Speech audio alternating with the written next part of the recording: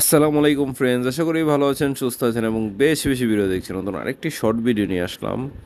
আজকে সারাদিন কিন্তু প্রচুর বৃষ্টি হয়েছে ভাই। সকাল সকাল চিন্তা করলাম, যেহেতু ওয়েদারটা ভালো, আজকে একটু বাইরের নাস্তা করা যাক সকালে। তো চলে গেলাম ঢাকা হোটেল। আর এই ঢাকা হোটেল তো মোটামুটি ঢাকা শহরের ভিতরে অনেকেই চেনে, খিলগাঁওতে এই ঢাকা হোটেলটা। তো যাই হোক, এই ঢাকা হোটেলের খাবার কিন্তু সত্যি অনেক ভালো।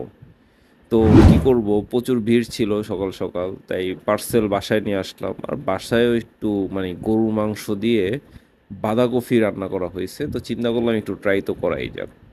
তো ঢাকা হোটেল থেকে আপনার মুগ ডাল, পরোটা, বুটের ডাল কিনে নিয়ে আসছি। তো মুগ ডালটা ট্রাই করলাম, মুগ ডালের টেস্টটাও কিন্তু মাসাল্লাহ খুব ভালো। আর আমার সবচেয়ে বেশি ওদের আর কি বুটের ডালটা বেশি পছন্দ, কারণ ওদের বুটের ডালটা প্রচুর ঘন হয়ে থাকে।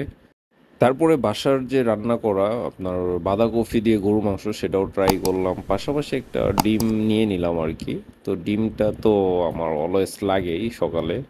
তারপর নান রুটি দিয়েও মুগ ডালটা ট্রাই করলাম। আসলে মুগ ডালটাতে একটু লবণ কম হয়েছে, বাট ওই যে লবণটা যদি ঠিকঠাক হইতো তাহলে খেতে ভালো হইতো। কিন্তু বুটের ডালটা কিন্তু সত্যি অসাধারণ ছিল, এত ঘন ছিল। মানে সত্যি আমার কাছে ভালো লাগছে। আর বাসার রান্না তো আর কি বলবো, এটার তো রিভিউ হয় না আসলে। বাসার রান্না তো অলওয়েজ ভালো হয়। আর আমার কাছে বাঁধাকপি দিয়ে যে গরু মাংসটা রান্না করে, অনেকে এটা হয়তো খায় নাই, আবার অনেকেও খেয়েছে। তো যারা খায় তারা তো জানেই যে এটার স্বাদটাই কিন্তু আসলে অন্যরকম। তারপর আর কি নিজের মতো করে একটা ককটেল বানিয়ে ফেললাম আর কি, সব কিছু নিয়ে একবারে মুখে দিয়ে দিলাম। আর হচ্ছে আমার যে একটা বড়সড় একটা পিস নিয়েছিলাম নল্লির, সেটাও তো খেতে ভালোই লাগলো। যাই হোক, যদি ভিডিওটা ভালো লাগে লাইক কমেন্ট শেয়ার করবেন আর সাপোর্ট করবেন। আল্লাহ হাফেজ।